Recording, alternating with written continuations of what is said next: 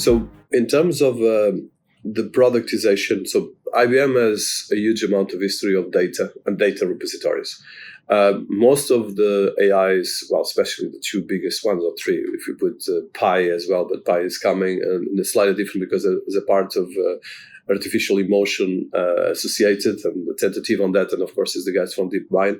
But in terms of Bard and ChatGPT is mostly based on very large amounts of data, and how this data coordinates. So IBM has more or less, I could say that you guys probably can even get more if you put all of this together.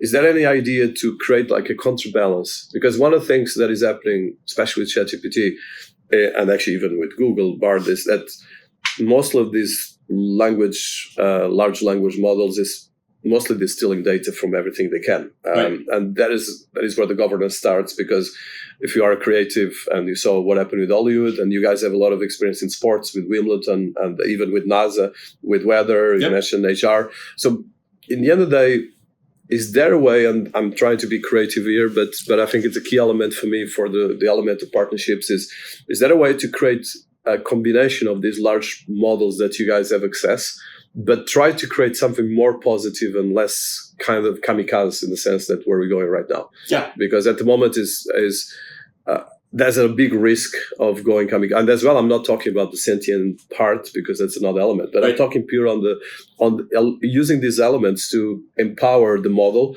and create a model that's in one way could be an open for everyone in your partner's ecosystem. Yeah, no, great question. I think that's absolutely core to our strategy. The way that we're looking at the entire approach here is not to keep building bigger and bigger models. It's actually to have a very intentional multi-model approach. How do you have a model that's really good at industry use cases? Some of our recent Granite models have shown that at a fraction of the size, they can drive the same, if not better, results in the financial services space. That type of efficiency and that type of intentionality around going after very targeted things, working with our partner ecosystem to figure out how we could do that better together over time is absolutely core to our strategy. And then I think that multi-model thing, again, is going to be core to the business value that's going to come here. Because what we continually see with the single model approach is you just keep making it bigger and bigger, which is interesting. And I think there's value to come from that. But it's not affordable, and the latency challenges just get absolutely ridiculous. So if you're looking for real-time, nearer real-time outputs and efficiency and affordability, and eventually far more targeted industry knowledge and use case that maybe certain people view as their differentiator, a lot of our partners, a lot of our clients, aren't willing to take all of their, prized data possessions and go dump it into a public cloud solution. They want to keep that over here, draw insights from that, combine it with things that they're getting from native cloud capabilities. And again, how does all of that come together is core to our whole strategy. So from a pipeline, and I think this is the key element. So from that strategy that you just described, which is, I think, the best way, and I believe that even me as an entrepreneur and technologist, I believe we cannot just continue, like you said, create these crazy models and disrupt everything. At a certain point, there's nothing more to disrupt. If you don't create value, if you don't get this. So coming back to this, so what are the steps? And I think for people listening to us that probably are not partners of IBM or even some of them are, but they don't know about this because, of course, you guys have a lot of different products. Yep. How do you see this kind of stepping? Because the stepping is very important because there's education that you mentioned and skills, which is most of people, everyone is learning, let's be honest. Right. Then the second part is, okay, you can use this to create value, like you said. And thirdly, okay, now I'm part of an ecosystem. I can actually get a lot out of this. So how do you describe between these three steps, and as well, what are the strengths and probably some tips that you can give to the audience and the partners that are listening to us or potential partners? Yeah, I think kind of stepping through each of those pieces. So first, enablement is absolutely critical. And I think that enablement, from my perspective, is not just about learning IBM tools and Watson X. We've got great approaches to that, but learning the various options that are out there and the value you can get from each of them.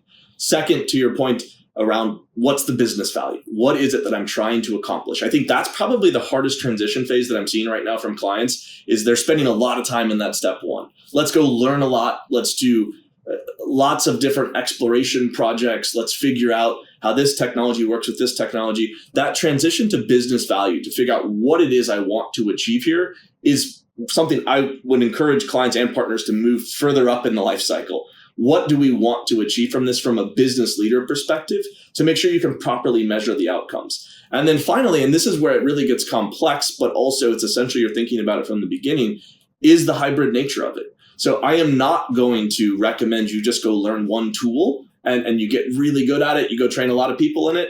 How do I think about that long-term architecture from an AI architecture perspective? What are all the capabilities that I want to have? What has to stay on-prem? And that's just a mandate that we're going to have as a company. What are the various data regulation needs that I might have to deal with? Having a thoughtful approach to that from the beginning, I think, is incredibly essential. And it's where a lot of the clients right now are really struggling because they haven't thought about that. They've maybe done step 1 and step 2, learned a lot about different tools, gone off and identified a bunch of use cases and done some work. Now they're hitting the point where they need to figure out, how do you actually put this into action? How does it scale? And being thoughtful around what that AI architecture is going to look like and what are the tools and approaches that can help you support that, it is absolutely essential to success. I completely agree.